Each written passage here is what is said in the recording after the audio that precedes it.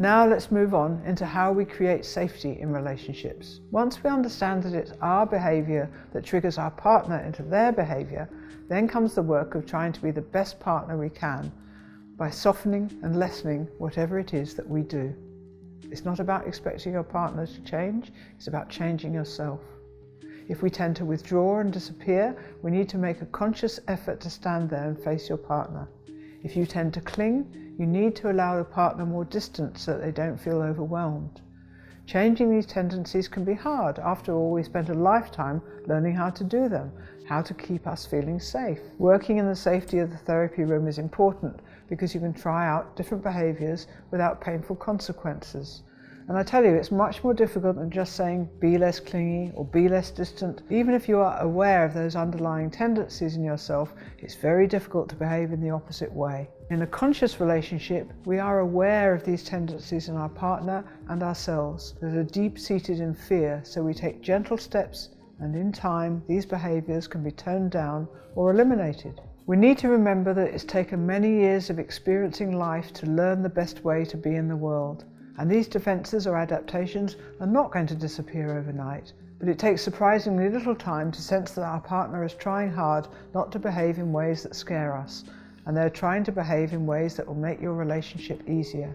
The important thing to know is that by doing the work on your relationship, you can transform it from a reactive, instinctive thing to a conscious thing in which you both understand more clearly what's going on at a subconscious level for you and your partner, and to modify your behaviour accordingly. This is evidenced when you reach the deeper love stage. If your partner clings, it's not because they want to smother you, it's because by being too distant from you, they feel unsafe, and they need to know that you're not going to abandon them. If you can reassure them that you're going to be there for them, their clinging behaviour will lessen, and you will relax as well.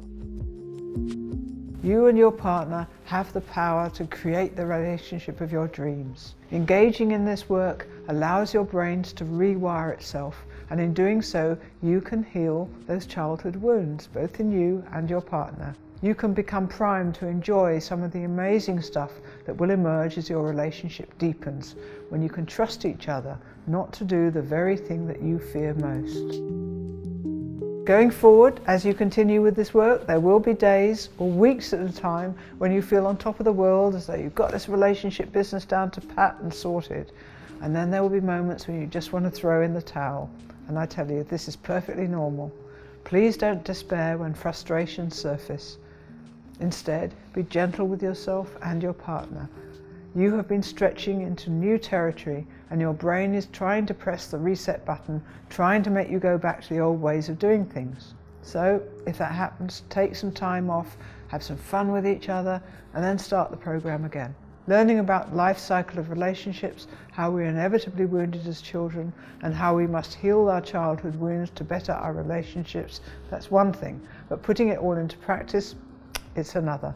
It's only when you commit to practicing using these tools that I'm sharing with you every day that the real shifts in relationships happen. The cumulated effects of these shifts is to give you the deeper connection and love that you crave, and it will reignite your relationship. In the handout section of this module is a questionnaire that I strongly encourage you to download and complete, with or without your partner, to look more deeply into attachment styles. Remember that the categories are not clear-cut, and we can be a combination of styles, or we can be one style with one person and another style with another. But this questionnaire will at least get you thinking how you defend yourself in your relationship and how your partner does too. I suggest you fill out the questionnaire separately and then come together and compare your answers. So I look forward to seeing you in the next module, when we'll talk more about the differences between individuals in partnerships and how to start a conversation with someone who's the complete opposite to you.